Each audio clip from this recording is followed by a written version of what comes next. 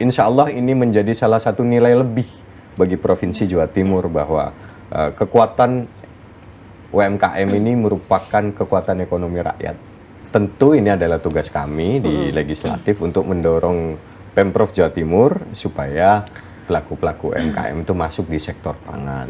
Bukan hanya di hasil olahan, bukan hanya di produk akhir, tapi di produk awalnya, di hulunya. UMKM kita, IKM kita keluar, saya pikir itu sesuatu yang lebih produktif. Dan itu yang akan kita perjuangkan.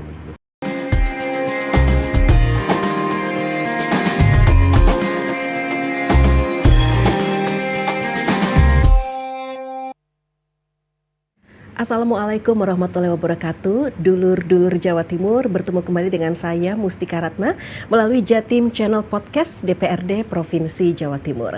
Luar biasa sekali dulur Jawa Timur, pada kesempatan ini saya akan berbincang dengan seseorang begitu ya, wakil rakyat yang beliau saat ini menduduki posisi Wakil Ketua Komisi B DPRD Provinsi Jawa Timur, di mana untuk Komisi B ini membidangi perekonomian begitu ya.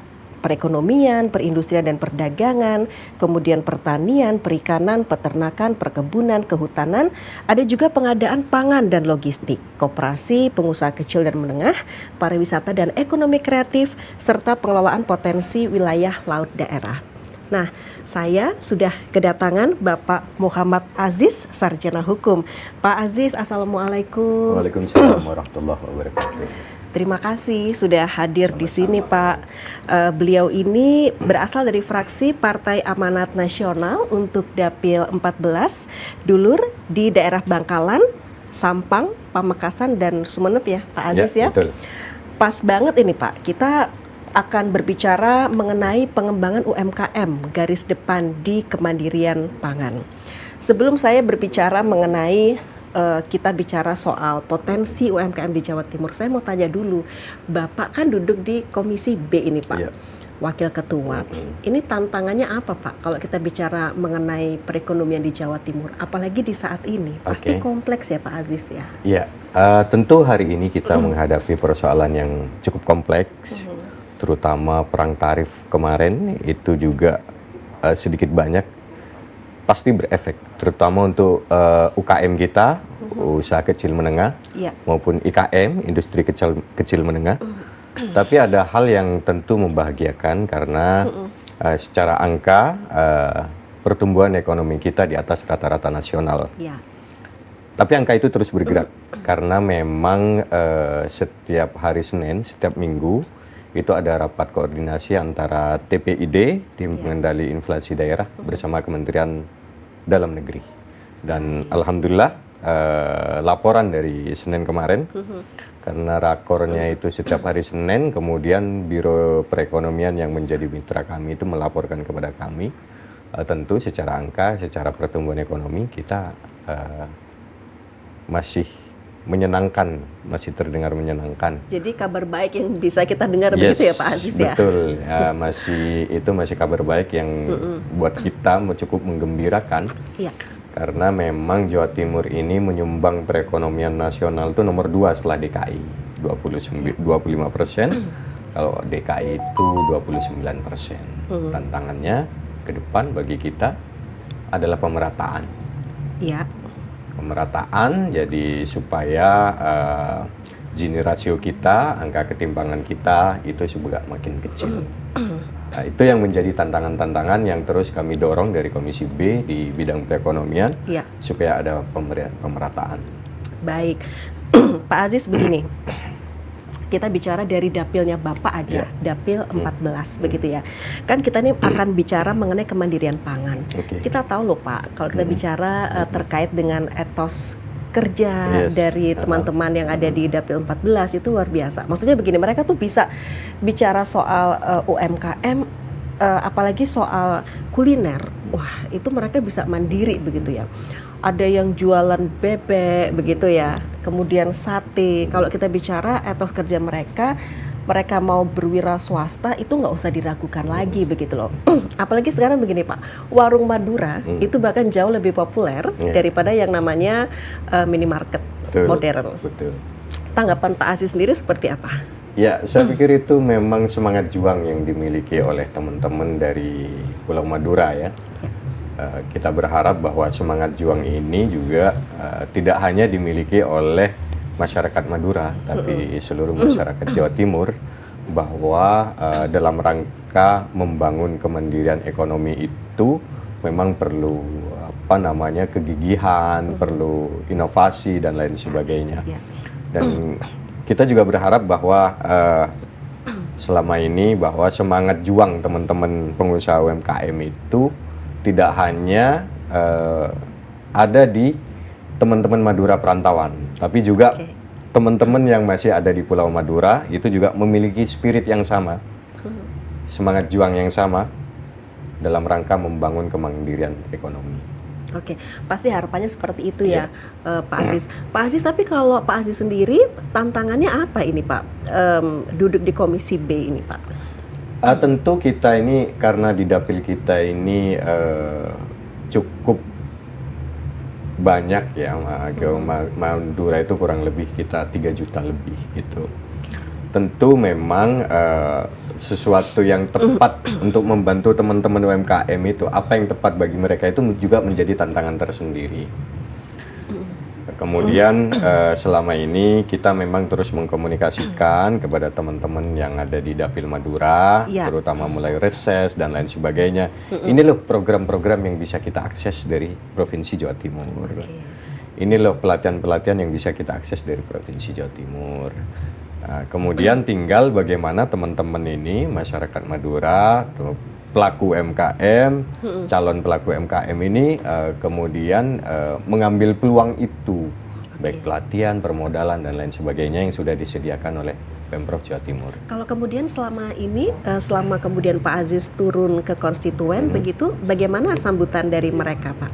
Alhamdulillah, karena sekitar hari Minggu kemarin, saya bertemu dengan beberapa pengusaha UMKM, pelaku UMKM, baik yang baru memulai atau yang sudah memulai, responnya luar biasa. Dan kemarin kita dalam pertemuan itu mengundang teman-teman dari Dinas Koperasi dan UMKM yang membidangi pelatihan, juga kita mengundang kepala cabang Bank UMKM. Jadi mereka supaya matching. Ini loh, kalau dinas bisa menyediakan pelatihan seperti ini, memberikan fasilitasi seperti ini, dan akses modalnya ada di sini. Jadi kemarin luar biasa, dan insya Allah kita akan terus berkolaborasi dengan teman-teman di provinsi, dengan teman-teman pelaku UMKM ke depannya. Pak Aziz, gini loh, kalau kita bicara soal UMKM di Jawa Timur, itu bisa dikatakan UMKM itu merupakan tulang punggung perekonomian Jawa Timur. Luar biasa loh Pak ya, ketika pandemi COVID-19 itu mereka sangat bisa bertahan. Kalau bisa digambarkan kepada kami saat ini, seperti apa Bapak melihat kondisi UMKM secara umum di Jawa Timur? Kalau secara umum begini, kalau kita kembali lagi ke masa-masa COVID, memang UMKM kita ini adalah salah satu tulang punggung perekonomian kita. Dan kita salut dengan teman-teman UMKM, kemampuan mereka beradaptasi dengan situasi saat itu, kemampuan mereka kemudian menemukan inovasi-inovasi baru, karena saat itu memang penuh pembatasan, ada penurunan penurunan penjualan, ada pembatasan ruang gerak, tapi teman-teman terus survive di situ, terus mencari inovasi dan mampu beradaptasi dengan baik dengan situasi saat itu. Tentu ini menggembirakan dan ini menjadi modal. Pada saat mereka COVID dihantam seperti itu, mereka bisa survive, maka pada saat kebangkitan ekonomi ini tentu menjadi nilai plus. Kondisi hari ini tentu dengan begitu banyaknya UMKM, baik yang terdata secara resmi maupun tidak resmi, tentu ini menjadi insya Allah ini menjadi salah satu nilai lebih bagi Provinsi Jawa Timur, bahwa kekuatan UMKM ini merupakan kekuatan ekonomi rakyat. Artinya membangun UMKM merupakan membangun kekuatan ekonomi rakyat. Insya Allah kemandirian ekonomi dengan begini akan tercapai. Mhm. Dan tentunya ini perlu ada intervensi dari pemerintah Provinsi Jawa Timur, termasuk kemudian teman-teman di Komisi B Ya. DPRD Provinsi Jawa Timur ini Pak Aziz untuk kemudian mengawal keberlangsungan UMKM di Jawa Timur. Seperti apa langkah-langkah yang sudah dilakukan? Kalau itu banyak programnya. Mulai dari pelatihan, kemudian ada fasilitasi, Ya. baik itu sertifikasi halal, izin edar dan lain sebagainya. Artinya Pemprov Jawa Timur kita bersyukur bahwa hari ini dengan semangat yang luar biasa diberikan banyak hal, mulai dari pelatihan, fasilitasi, kemudian akses pada kredit, Ya, kemudian ekspansi pasarnya bagaimana.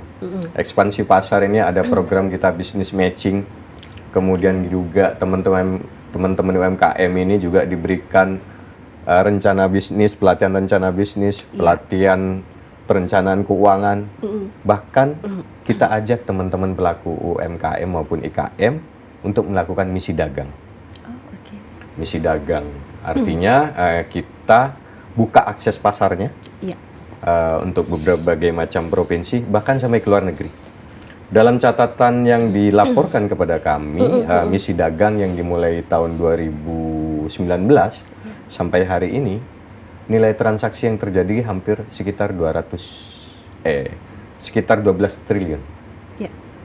Dan misi dagang itu memang selalu memberikan nominal rupiah itu yang sangat luar biasa tentunya ya. Betul. Pak Karena Aziz, ya. Insya Allah ini tiap bulan ada misi dagang. Kalau kemarin ke mana? Ke Kalimantan, ke IKN, ke Balikpapan, bahkan ke Maluku kita tuh. Sempat ke Maluku Utara juga kan? Maluku dan Maluku Utara. Iya. Pokoknya kita panjang itu dalam rangka membantu UMKM dan IKM, industri kecil menengah, untuk mempromosikan produknya, sekaligus membuka akses pasarnya. Ini luar biasa. Oke. Bayangkan 12 triliun dari 2019 sampai 2025 ini nilai transaksinya. Ini tentu kita akan terus dorong bagi Komisi B supaya nanti menjangkau lebih banyak lagi UMKM atau IKM yang terlibat dalam misi dagang ini. Baik, yang tidak kalah penting itu kan terkait dengan pendanaan. Itu memang sudah ada kredit usaha rakyat. Itu digulirkan oleh Bank UMKM Jawa Timur maupun Bank Jatim itu sendiri. Tetapi bagaimana sih Pak kemudian kita benar-benar, artinya begini loh, bahwa akses permodalan itu bukan hanya sekedar teori yang disampaikan, tetapi dalam aplikasinya teman-teman pengusaha kecil itu mereka memiliki kemudahan terkait dengan akses permodalan. Selama ini, alhamdulillah salah satu program dari Bank UMKM itu adalah Prokesra. Oke. Ada nilai barangkali teman-teman UKM, usaha kecil menengah atau mikro sekalipun, itu mau mengakses permodalan, itu bahkan sebagai salah satu bentuk tanggung jawab dari pemerintah Provinsi Jawa Timur, kita memberikan subsidi terhadap bunga. Subsidi terhadap bunga. Bunga. Oke. Jadi bunganya itu 12%. Ya. Kemudian disubsidi 9%. Jadi pelaku UMKM cukup bayar bunga 3%. Ya. Jadi 9%-nya disubsidi oleh pihak Pemprov. Dan ini saya pikir effort yang luar biasa dan ini tinggal bagaimana teman-teman menangkap peluang ini. Terkait akses permodalan mudah sekali. Baik, artinya untuk satu pekerjaan rumah akses permodalan sudah tidak usah khawatir ya, karena artinya ada intervensi dari pihak pemerintah Provinsi Jawa Timur, betul. dan itu sangat menggembirakan, apalagi memudahkan begitu ya.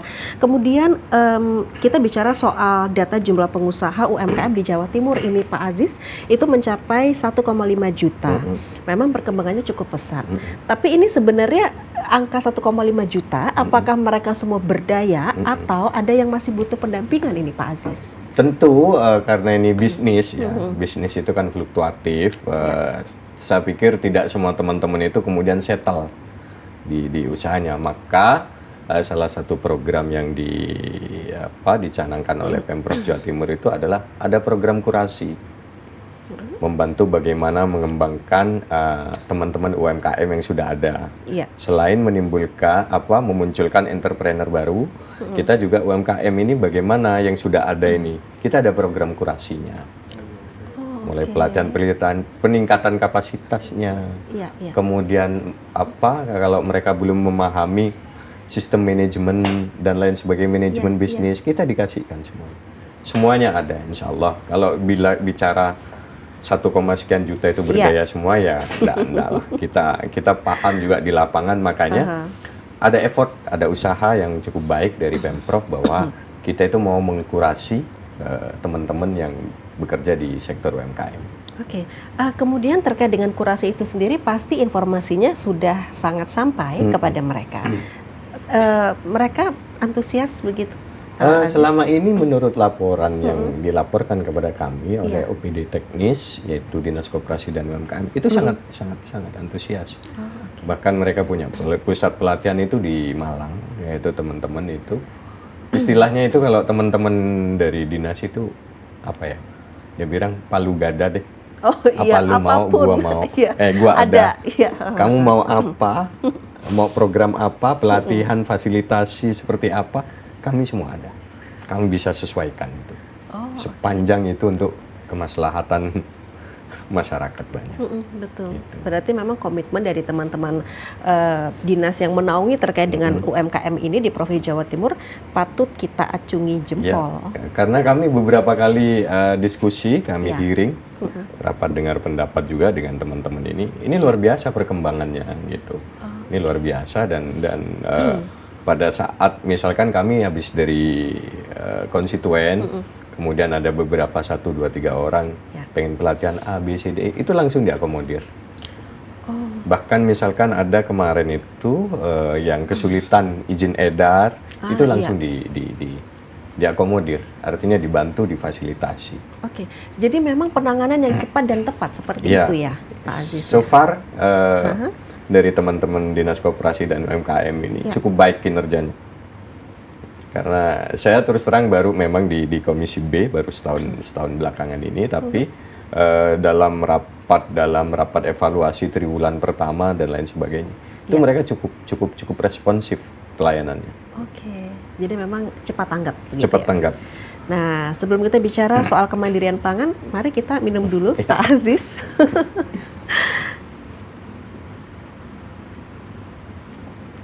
Iya, jadi gini nih Pak, UMKM ini kan juga dikatakan penentu untuk kemandirian pangan. Ini sebenarnya bagaimana sih Pak Aziz? Karena begini, kita berharap UMKM ini juga bergerak di sektor pangan. Sektor pangan kita itu luar biasa, ada kentang, padi, jagung, dan lain sebagainya.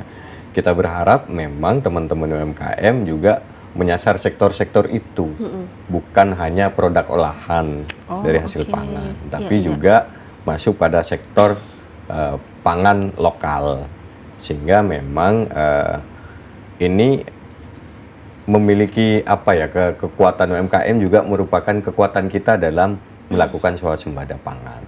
Apalagi Jawa Timur ini kan buffer stock untuk 7 komoditas pangan, itu luar biasa, dan kita berharap teman-teman UMKM akan ke arah sana. Gitu. Apalagi kemudian memang saat ini posisi Jawa Timur memang sebagai lumbung pangan nasional, tentunya ini juga selaras juga dengan program pemerintah pusat yang terkait dengan ketahanan pangan, dan artinya pelaku UMKM harus bisa melihat peluang ini, begitu ya Pak Aziz? Ya, memang saya pikir gini, teman-teman UMKM ini rata-rata kan mereka orang kreatif. Sering melihat peluang itu mereka pandai sekali.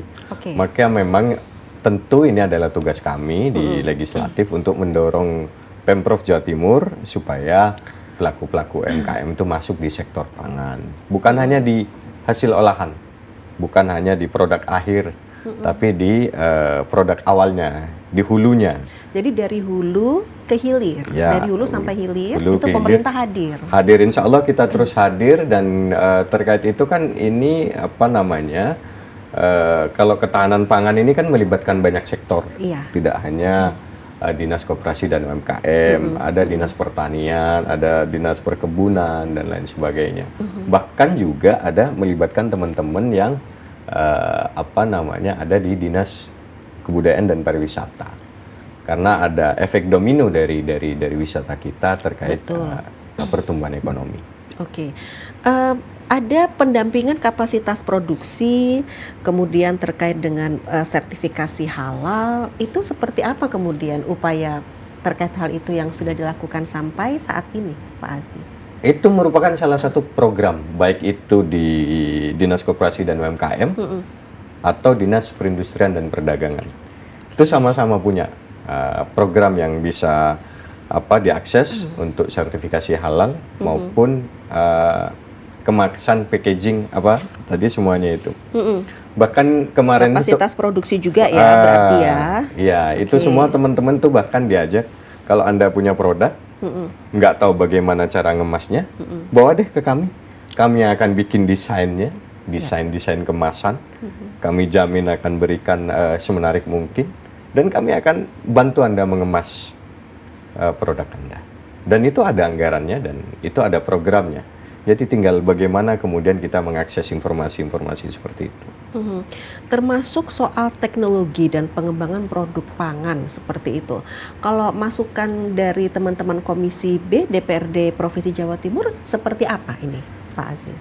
Kalau bicara teknologi pangan, tentu ini kan melibatkan banyak pihak. Ya. Artinya tentu yang leading sektornya hari ini adalah Dinas Pertanian. Nah, Dinas Pertanian ini kita dorong supaya terus melakukan inovasi-inovasi, bahkan kita berharap juga Dinas Pertanian ini bekerja sama dengan BRIDA, Badan Riset dan Inovasi Daerah, untuk kemudian teknologi apa yang cocok untuk dipakai di Jawa Timur dengan kondisi dan situasi kontur cuaca dan lain sebagainya. Ya. Kontur tanah dan cuaca dan lain sebagainya. Itu tentu kita terus mendorong teman-teman Dinas Pertanian. Tapi sependek yang kami pahami bahwa selama ini bantuan-bantuan dari pemerintah pusat juga cukup efektif. Karena biasanya itu juga teknologi kekinian. Oh iya, artinya memang bantuan dari pemerintah pusat yang memang mereka akan melihat nih ya, maksudnya wilayah-wilayah mana yang memang sangat penting atau prioritas untuk segera diberikan terkait dengan bantuan alat pertanian juga. Pak, tapi gini, kita kalau bicara kepermodalan lagi, itu artinya sudah clear ya Pak? Tidak ada masalah atau kendala di lapangan terkait dengan akses permodalan. Untuk akses permodalan clear and clean. Artinya kan memastikan nih Pak, supaya kemudian jangan sampai lah pemerintah itu kalau menyampaikan, sudah disampaikan, sudah diedukasi dan sudah tidak ada masalah, tapi ternyata di bawah itu masih semacam ada sambatan-sambatan dari masyarakat. Tentu kita tidak ingin seperti itu. Artinya memastikan bahwa memang sampai di bawah pun masyarakat clean and clear, begitu menerima akses permodalan dengan mudah, begitu merata. Karena memang gini, biasanya per cabang itu kan diberikan target. Target realisasi berapa sih yang harus tersalurkan. Tentu mereka juga artinya kalau kemudian persyaratan juga sudah jelas tertulis. Mudah sekali kalau untuk UMKM yang nilai plafonnya itu hari ini 50 juta. Kalau untuk biasanya di atas 350 juta tentu persyaratannya berbeda. Dan itu langsung koordinasinya dengan Bank UMKM atau BPR pusat yang ada di Surabaya. Sekarang kan namanya BPR ya, Bank Perkreditan Rakyat, yang atas perintah undang-undang nanti akan kita ganti jadi Bank Perekonomian Rakyat. Dan kita mengenalnya sebagai Bank UMKM. Itu clear and clean, insya Allah. Karena kita terus mendapatkan laporan, karena yang menyalurkan subsidi bunga ini adalah Dinas Koperasi dan UMKM. Subsidi. Jadi kami bisa mengetahui pergerakannya sejauh apa. Baik. Insya Allah itu clear and clean lah. Artinya teman-teman di Komisi B DPRD Provinsi Jawa Timur itu bisa selalu memantau, begitu ya Pak Aziz ya. Walaupun Bank UMKM itu bukan mitra kami langsung, tapi program-programnya itu ada di kami. Bersentuhan dengan Komisi B. Karena di program-programnya itu ada di kami. Kalau soal pendapatan dan lain sebagainya ada di Komisi C. Tapi program-program yang ada di Bank UMKM, tata laksana dan lain sebagainya itu ada di kami. Jadi pasti tahu begitu ya Insya Pak Allah ya? kami insya Allah udah pasti tahu karena kami sewaktu-waktu bisa panggil dan kita rapat koordinasi. Oke, kemudian bagaimana kalau kita bicara begini Pak Aziz, peran dari komunitas-komunitas yang ada di wilayah masing-masing begitu, dan juga dunia pariwisata agar kemudian UMKM di bidang pangan ini bisa melesat, bisa naik kelas gitu loh Pak. Ya, tentu peran komunitas ini penting. Karena jarang kita itu sendirian itu kan begini. Kita pengetahuan umum kalau orang berusaha sendirian beda dengan berada di dalam barisan, ada di dalam sebuah komunitas. Tentu peran komunitas ini menjadi sesuatu yang sangat penting. Komunitas ini bisa memang yang secara mandiri dibuat oleh teman-teman UMKM atau biasanya ada organisasi plat merah seperti Kadin. Mereka juga bisa membidang UMKM, terus kemudian juga ada organisasi pengusaha seperti HIPMI dan lain sebagainya. Komunitas-komunitas seperti itu terus kita dorong untuk selalu tumbuh. Kemudian mereka yang tergabung di dalam komunitas-komunitas itu kita undang, kita berikan akses informasi, ini loh yang bisa kita lakukan. Biasanya teman-teman yang ada di komunitas-komunitas organisasi plat merah seperti Kadin, mereka kan kadang-kadang yang mereka butuhkan akses pasar, ekspansi pasarnya. Yaitu kami yang punya. Baik itu misi dagang dalam negeri, bahkan ada expo ke luar negeri. Oh iya. Jadi ini kalau kita bicara soal peran dari perbankan juga ini Pak, kalau untuk Bank Indonesia perwakilan Jawa Timur itu kan untuk mendukung UMKM di Jawa Timur itu mereka ada Go Export begitu ya. Jadi ini semacam program pendampingan dari kantor perwakilan Bank Indonesia Jawa Timur untuk mencetak UMKM itu go global, ya kan? Dari 4 sektor usaha. Selain fashion ada komoditas pertanian dan perkebunan. Serta kerajinan, makanan dan minuman olahan. Bagaimana Pak menanggapi? Artinya di sini perbankan juga sangat aware begitu ya terhadap UMKM agar naik tentu kelas. Berterima kasih kepada BI ya, Bank Indonesia bahwa ada program demikian. Karena memang Pemprov sebenarnya juga punya, tapi karena ada efisiensi, ya hari ini harus kita tunda dulu. Tapi insya Allah kita akan terus sampaikan karena esensi dari efisiensi itu kan hanya realokasi dari yang kurang produktif menjadi yang lebih produktif. Tapi kalau urusan expo UMKM kita, IKM kita keluar, saya pikir itu sesuatu yang lebih produktif dan itu yang akan kita perjuangkan. Oke, di Jawa Timur sendiri Pak Aziz ini sudah ada Perda nomor 1 tahun 2024 ini tentang pelindungan dan pemberdayaan koperasi dan usaha kecil. Implementasinya sendiri kalau teman-teman di Komisi B melihat untuk melindungi UMKM di Jawa Timur seperti apa? Selama ini itu sudah berjalan. Bahkan karena saya memang pada saat Perda itu dibuat saya belum di Komisi B, tapi dalam beberapa rapat disampaikan bahkan sebelum ada Perda itu apa yang diatur dalam Perda itu sudah kita jalankan. Seperti perlindungan UMKM. Perlindungan UMKM itu kalau kemudian ada sengketa kita bantu mediasi dan lain sebagainya. Tapi yang di luar pengadilan. Kalau kemudian yang masuk ke pengadilan tentu beda ranah. Kita bantunya adalah semacam LBH atau apa yang kemudian dibantu juga oleh Pemprov untuk mendampingi orang-orang kecil.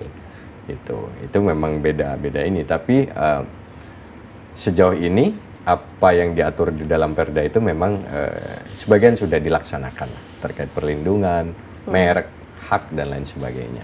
Hak kekayaan intelektual maksud saya. Iya, hak atas kekayaan intelektual. Dan artinya itu benar-benar sangat membuat teman-teman pelaku UMKM di Jawa Timur itu merasa aman, merasa nyaman begitu ya Pak ya, tentunya ketika mereka berusaha. Nah, yang menjadi fokus perhatian selanjutnya nih Pak Aziz. Oke lah, kita bercita-cita UMKM Jawa Timur itu naik kelas. Udah ada nih Pak yang naik kelas, sudah ada yang ekspor begitu. Tetapi kemudian tetap ketika mereka sudah berhasil ekspor, ada hal-hal yang memang harus menjadi perhatian.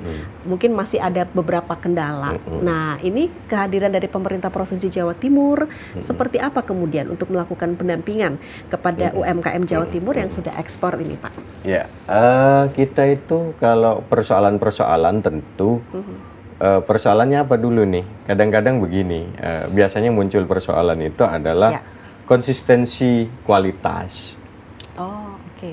itu menjadi persoalan karena hari ini yang dikirim baik, minggu depan kok ada penurunan kualitas atau tidak memenuhi standar di negara tujuan atau dan itu memang salah satu dinamika yang berkembang karena Dan itu yang didengar oleh teman-teman di Komisi B ya, Pak, ya ya?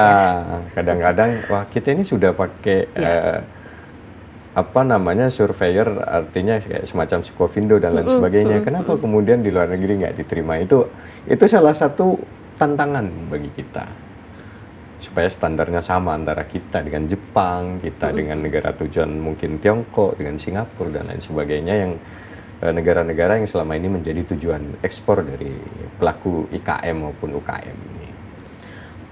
Artinya apa yang kemudian harus dilakukan oleh teman-teman pengusaha yang sudah ekspor, tetapi kemudian contoh nih Pak, terkait kualitas mungkin itu yang mereka harus lebih diperhatikan. Apa kemudian yang harus mereka lakukan? Satu-satunya yang bisa dilakukan itu adalah fasilitasi oleh teman-teman Dinas Koperasi dan UMKM seperti ini cara mempertahankan kualitas seperti ini. Tentu kita pelatihan terus. Oke.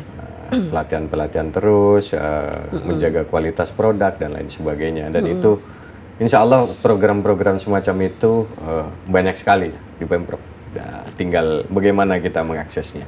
Dan bagaimana juga kemudian teman-teman di Komisi B DPRD Provinsi Jawa Timur ini untuk selalu masif senantiasa mengedukasi dan mengkomunikasikannya kepada masyarakat, utamanya konstituen di masing-masing. Kalau di dapilnya Pak Aziz sendiri seperti apa?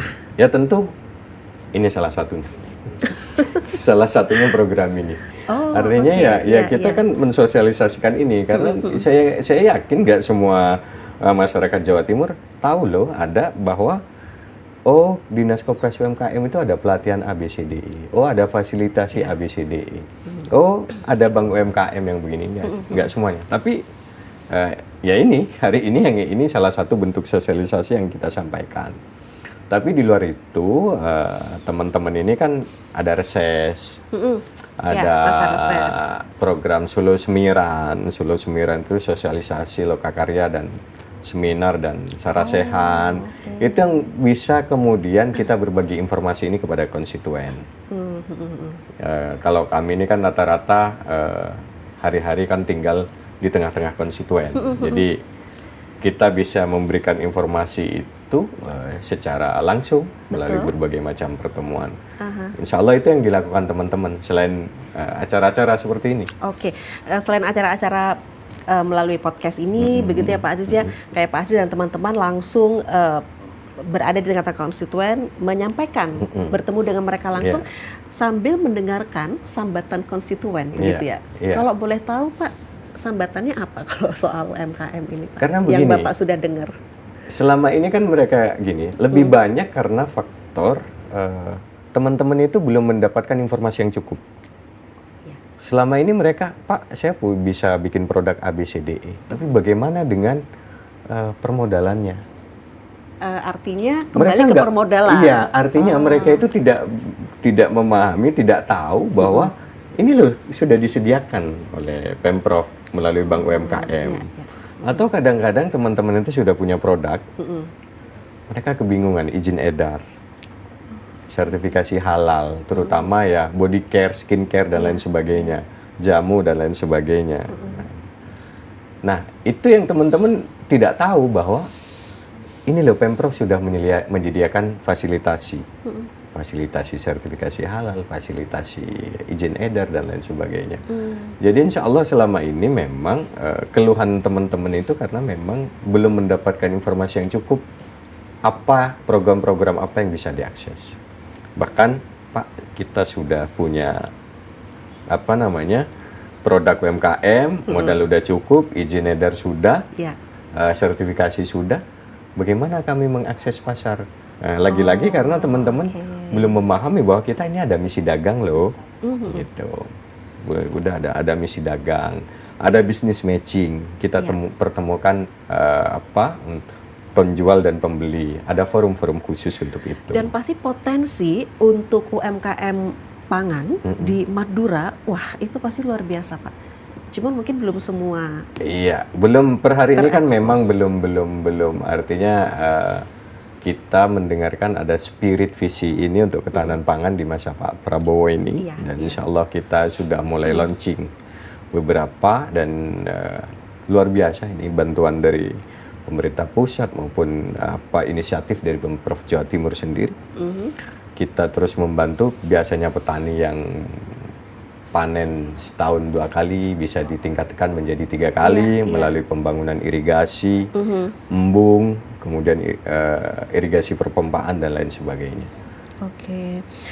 Kalau tadi kan saya sempat katakan bahwa ada kantor perwakilan Bank Indonesia Jawa Timur yang juga mensupport untuk Go Export begitu ya. Bank Jatim juga terus berkomitmen dengan program tahunan Go Export and Trade. Nah, itu gimana tanggapan Pak Aziz sendiri? Ya, itu menjadi bagian dari program bank ya, perbankan, baik itu BI maupun Jatim. Tapi kalau kami kan fokus pada apa yang dilakukan oleh mitra-mitra kami. Oke. Jadi mitra Komisi B ini, apa yang bisa kita dorong. Dan hari ini kan memang masih efisiensi.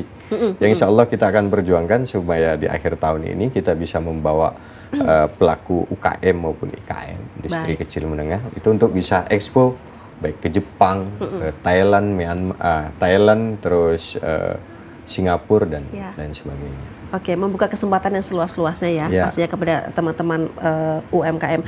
Pak Aziz, begini Pak, selama Bapak duduk di anggota Dewan, utamanya di Komisi B, bagaimana kemudian Bapak melihat perekonomian secara umum dengan adanya efisiensi dan juga PHK, begitu Pak? Seperti apa? Nah, kalau kita bicara, ini kan kita bicara angka. Karena kalau nggak bicara angka, nanti orang bertanya, ini apa datanya, dasar hukumnya apa, Anda bicara, kan begitu.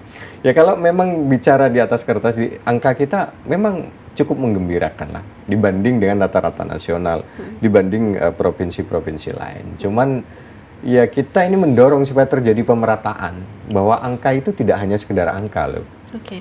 Angka itu tidak hanya di atas kertas, tapi semua orang merasakan dari situ. Semua orang mendapatkan pemerataan dari pembangunan. Semua orang mendapatkan merasakan dari pertumbuhan ekonomi yang di atas rata-rata nasional. Itu tugas kami. Kalau sambatan konstituen sendiri bagaimana Pak terhadap kondisi perekonomian saat ini? Kalau perekonomian sampai hari ini memang sulit ya, memang semuanya sulit. Kita pahami bahwa memang kalau teman-teman itu terutama setelah COVID itu, setelah pandemi COVID, kemudian ada yang namanya PMK waktu itu, penyakit mulut dan kuku untuk ternak. Itu berturut-turut, begitu selesai COVID. Ada PMK, kemudian ada kenaikan BBM, itu pukulan yang luar biasa. Bahkan pukulan itu sampai hari ini ada teman-teman yang belum bisa bangkit kembali. Tapi insya Allah kita terus bantu semuanya. Memang kondisi hari ini terutama apa yang terjadi di dunia global, ada perang tarif, kemudian ada perang antara Rusia Ukraina, kemudian kemarin perang, tentu ini akan mengganggu rantai pasok. Diakui atau tidak diakui, ini mengganggu rantai pasok. Begitu rantai pasok terganggu, terjadi kenaikan harga. Begitu kenaikan harga terjadi, masyarakat banyak yang merasakan. Maka memang ekonomi hari ini kita memang penuh tantangan, dan bukan sesuatu yang mudah, tapi insya Allah kita semua berupaya untuk kemudian kita bisa keluar ini dengan kepala tegak. Sekali lagi yang disampaikan tadi bahwa UMKM ini bisa menjadi tulang punggung atau backbone perekonomian rakyat. Nah, begini Pak, kalau kita bicara soal potensi pangan sendiri, sebenarnya apa sih yang bisa dijadikan produk UMKM yang kemudian itu bisa membuat para pelaku UMKM itu berdaya saing begitu, tidak hanya di Indonesia, tetapi lebih kepada kancah global internasional. Nah, ini yang kemudian sering menjadi bahan diskusi. Apakah kemandirian kita, apakah kedaulatan kita di bidang pangan ini hanya untuk memenuhi kebutuhan domestik? Kenapa nggak kemudian kita keluar? Karena memang menurut angka per April kemarin, nilai perdagangan kita, ekspor impor kita itu defisit 0,31%. Nah ini yang sedang kita carikan solusinya. Jadi impor kita lebih banyak 0,31% daripada ekspor kita. Nah ini kan kita memiliki pertumbuhan rata-rata di atas nasional, tapi angka ekspor kita kurang. Artinya kita defisit, perdagangan internasional kita defisit. Nah itu yang sedang kita carikan solusi ya memang salah satunya. Dan program-program tadi dari ekspor, expo, Iya, dari expo dan lain sebagainya. Itu memang itu untuk membuka akses pasar bagi pelaku-pelaku, baik itu yang bergerak di sektor pertanian, perikanan dan lain sebagainya. Ini luar biasa. Oke, Pak Aziz gini loh, kalau kita bicara UMKM itu, waduh kayaknya 3 jam itu nggak akan cukup begitu ya. Betul. Apalagi ini yang misalnya hanya menjelang 1 jam aja. Ini kita sebentar lagi sudah harus berpisah nih untuk Jatim Channel Podcast DPD Provinsi Jawa Timur. Tapi pada kesempatan ini Pak Aziz, tolong dong sampaikan hal yang membuat semangat pelaku UMKM di Jawa Timur nih di tengah kondisi efisiensi saat ini, supaya pelaku UMKM ini selalu semangat dan optimis. Pak Aziz gimana? Ya, kita berharap teman-teman UMKM ini terus semangat dan optimis. Pertama kita sediakan segala macam bentuk fasilitasi. Ya. Kemudian kita berikan akses permodalan yang begitu mudah, bahkan kita subsidi bunganya. Oke. Dan insya Allah bulan depan ini kita akan melakukan misi dagang. Misi dagang itu antar provinsi itu permintaan kami dari Komisi B ke pihak Pemprov itu diadakan setiap bulan. Setiap bulan? Setiap bulan. Baik. Jadi teman-teman kalau memang sudah punya produk yang artinya nanti cukup baik dan layak, ayo nanti kita datang aja ke teman-teman Dinas Koperasi atau nanti ke Komisi B, daftar mau ikut misi dagang kemana, itu nanti kita bukakan akses pasarnya. Iya gitu. kan wakil rakyat ya Pak ya. Jadi memang harus apa yang menjadi sambatan konstituen atau rakyat begitu harus kemudian ada solusinya begitu betul. Dari teman-teman di DPRD utamanya di Provinsi Jawa Timur. Baik Bapak Muhammad informasi Aziz, ini bulan depan ini kita ke Sorong, Papua. Oh, di bulan Juni berarti bulan Juni 2025 ini. Iya, kita ke Sorong artinya bukan kita, maksud saya teman-teman UMKM sama IKM itu rencananya berangkat ke Sorong untuk expo atau misi dagang. Itu bisa diakses. Tiap bulan ada. Iya, jadi mereka selalu punya kesempatan untuk bisa terus mengembangkan usahanya. Betul. Begitu ya. Bapak Muhammad Aziz, Sarjana Hukum, Wakil Ketua Komisi B DPRD Provinsi Jawa Timur. Terima kasih ya Pak ya bersedia untuk bincang-bincang, dan ini pasti sangat bermanfaat ini tidak hanya bagi konstituen Pak, tetapi bagi seluruh masyarakat Jawa Timur. Terima kasih. Assalamualaikum Pak Aziz. Waalaikumsalam. Nah, dulur Jawa Timur, demikian untuk Jatim Channel Podcast DPD Provinsi Jawa Timur kali ini bersama Bapak Muhammad Aziz, Sarjana Hukum, Wakil Ketua Komisi B DPRD Provinsi Jawa Timur. Sampai di sini saya Mustika Ratna mohon pamit. Sampai berjumpa dalam Jatim Channel Podcast DPD Provinsi Jawa Timur selanjutnya. Wassalamualaikum warahmatullahi wabarakatuh.